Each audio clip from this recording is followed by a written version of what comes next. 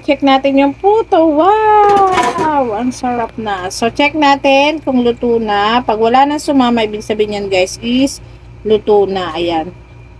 So, luto na. Ayan. So, merienda na namin guys. Ito na nga pala yung naluto namin sa...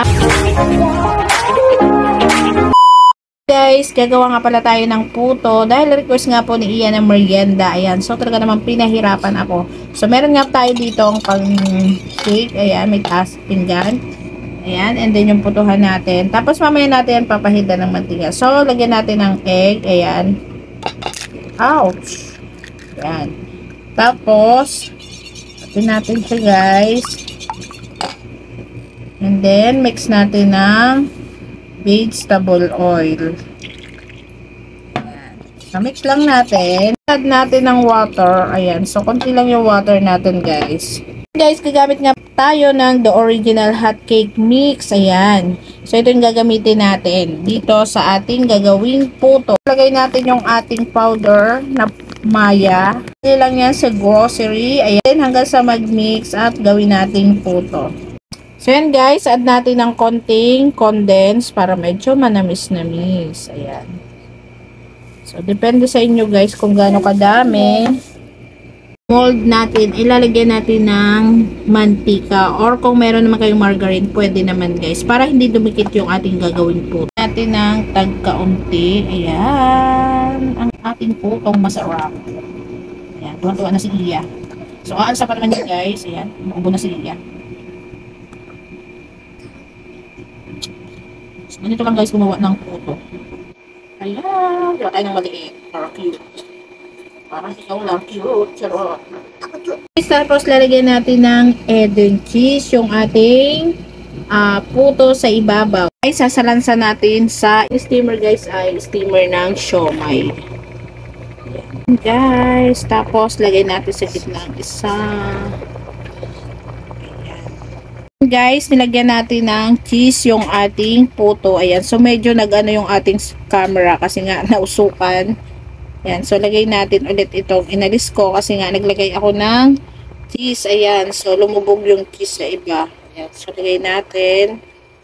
Ito guys. Dahan-dahan lang. So, ayan, lagay natin ang cheese. So, dapat pala sa gitna ilagay ang cheese. Para, ayan. Guys, dahil maliit daw siya, so maliliit din yung ginawa nating puto na request niya. Yun lang guys, at tatakupan na natin din. Pwede na tayong mag-merienda after nito. Tingnan natin silagayin yung ating puto guys. Oh my god, ang cute! So cute! Yan. Kabaliktad yung aking gawa. Charot. Yan. So, pwede na kayong mag-order sa akin ng puto sa mga gustong mag-order. Nakakatuwa. Ayan. So, eto na guys yung ating puto, oh. Ayan. So, hindi lang perfect kasi nga dapat pala pag ilalagay yung cheese is kapag medyo luto na yung puto natin para hindi siya lulubog. So, tapos, ito yung perfect pala, yung kinain ko. Charot. Ayan. So, medyo nakalitaw yung cheese niya at super lambot niya, guys. Super yummy. Super lambot. Ayan. So, para siyang sa Goldilocks. Ayan. Pwede na kayong mag-order sa akin, guys. Charot lang. Na nga pala, guys, yung ating second batch. Ayan. So, malilit lang yan, guys. At ayaw nga pala ni Ian ng may cheese. Kaya, gusto lang niya plain. So, ayan, napaka-arte ng aking bunsuan. So, palalamigin lang natin yan, guys. Then, lalagay na natin at pwede tayong kumain na namin, guys. Ito na nga pala yung naluto namin sa maya. Ayan. So, madami din siya, guys. At pwede na sa aming tatlong mga bata. Ayan. Then, yung ating black coffee. Ayan. Merienda na tayo, guys.